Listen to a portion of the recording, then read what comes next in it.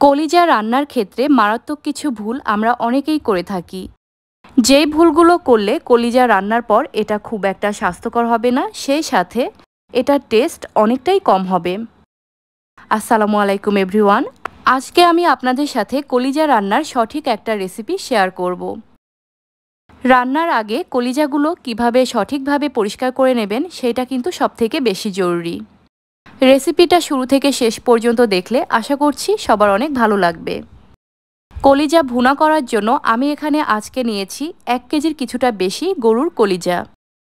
কলিজাগুলোর ওপরে যেই সাদা পর্দাটা দেখা যাচ্ছে, এইটা প্রথমে তুলে নিতে হবে।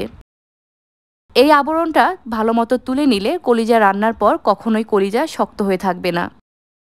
অনেকে আমরা এটা না তুলে রান্না করি, কিন্তু একবার এভাবে রান্না করে দেখবেন যে আসলেই অসম্ভব রকমের একটা পরিবর্তন দেখতে পাবেন রান্নার পর। আর এই ওপরের পর্দাটা তুলে ফেলাটা খুবই সহজ। হাত দিয়ে এরকমভাবে খুব ইজিলি ওপরের পাতলা আবরণটা তুলে ফেলতে পারবেন। কলিজাগুলো একেবারে ছোট ছোট পিচ করে কেটে নেওয়ার আগেই এই ওপরের আবরণটাকে উঠিয়ে নেবেন, তাহলে কাজটা সুবিধা হবে। ওপরের এই পাতলা আবরণটা উঠিয়ে ফেলা খুবই সহজ, এইটা তুলতে আপনাদের খুব একটা কষ্ট হবে না। আর এই পাতলা আবরণটা আপনারা টানাটানি করেও কিন্তু ছিঁড়ে ফেলতে পারবেন না, এটা এতটাই শক্ত। আর রান্নার আগে এটা তুলে ফেললে রান্নার পর কলিজাগুলো অনেকটা সফট হয়। তো সবগুলো এরকমভাবে উঠিয়ে নেওয়ার পর আমি ছোট ছোট পিচ করে কলিজাগুলো কেটে নিয়েছি। কলিজাগুলোকে ভালো মতো পানি দিয়ে ধুয়ে নিয়েছি। এবার হালকা গরম পানিতে দিয়ে কলিজাগুলোকে একটু জাল করে নেব। হালকা গরম পানিতে গরুর কলিজাগুলো দিয়ে দেব। চুলার ফ্লেমটাকে রেখেছি লো আর মিডিয়ামের মাঝামাঝি। খুব জোরে তাপ দেওয়া যাবে না। 5 থেকে 7 মিনিটের মতো জাল করে নেব। এই সময়ের মধ্যে কলিজার মধ্যে যেই ব্লাডগুলো থাকে সেগুলো খুব সহজেই বের হয়ে আসবে।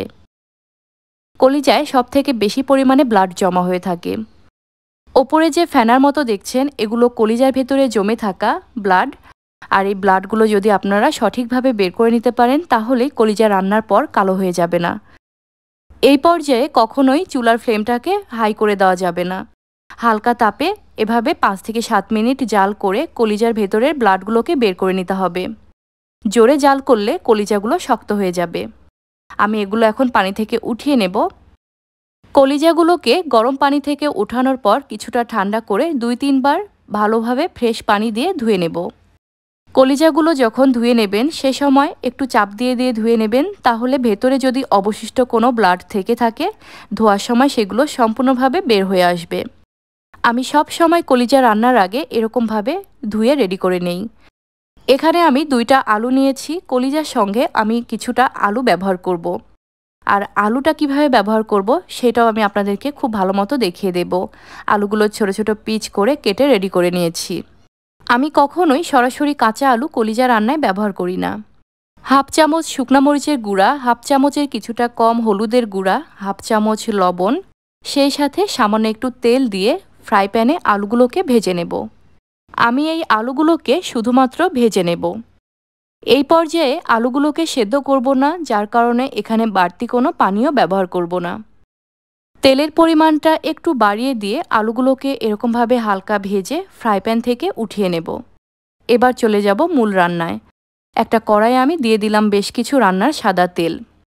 এখানে মাঝারি সাইজের 6 টুকরা দারচিনি, 10-12টার মতো এলাচ, লবঙ্গ 5-6টার মতো আর গোলমরিচ 8-10টার মতো ব্যবহার করেছি। এই মশলাগুলোকে আমি কিছুটা ভেজে নিয়ে দিয়ে দেব 1 কাপের মতো পেঁয়াজ কুচি। এই পেঁয়াজগুলোকে এখন বেশ কিছুক্ষণ জাল করে হালকা করে ভেজে নেব। পেঁয়াজগুলো যখন এরকমভাবে কিছুটা নরম হয়ে আসবে সেই পর্যায়ে 1 টেবিল চামচ রসুন বাটা আর 1 টেবিল চামচ আদা বাটা দিয়ে দেব। আদা বাটা আর রসুন বাটা ডিপ ফ্রিজে ছিল, যার কারণে একটু জমে আছে। আমি এখানে শুকনা মরিচের গুঁড়া দিয়ে দেব প্রায় 1 টেবিল চামচ পরিমাণে, 1/2 টেবিল চামচের কিছুটা কম হলুদ, ধনিয়া আর জিরার গুঁড়া একসঙ্গে প্রায় 1 টেবিল চামচের মতো ব্যবহার করেছি। স্বাদ মতো লবণ দিয়ে দিতে হবে। সামান্য একটু পানি দিয়ে মশলাগুলোকে কষাতে হবে। মশলা কষানোর জন্য আমি এখানে যেই বাড়তি পানিটা ব্যবহার করেছি, এই পানিটা যখন সম্পূর্ণভাবে শুকিয়ে যাবে সেই পর্যায়ে আমি এখানে দিয়ে দেব ধুয়ে রেডি করে রাখা কলিজাগুলো। আমি বেশিরভাগ সময় যখন কলিজা ভুনা করি তখন সামান্য একটু আলু কলিজার সঙ্গে ব্যবহার করি। আলু দিয়ে কলিজা ভুনা করলে আমার কাছে পার্সোনালি কলিজা ভুনাটা খেতে অনেক বেশি ভালো লাগে।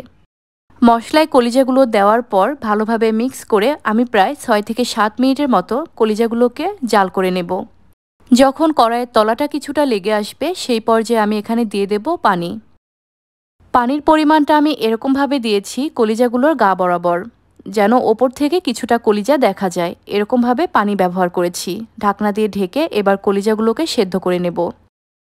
কলিজা সেদ্ধ করতে পানির পরিমাণটা খুব একটা বেশি লাগে না। প্রায় 10 থেকে 12 মিনিটের মতো জাল করে নেওয়ার পর ঢাকনাটা খুলে এবার আমি কলিজাগুলোকে একটু কষিয়ে নেব। কড়াইয়ে পানির পরিমাণটা যখন প্রায় অনেকটাই শুকিয়ে আসবে সেই পর্যায়ে আমি এখানে অ্যাড করে দেব ভেজে রাখা আলুগুলো।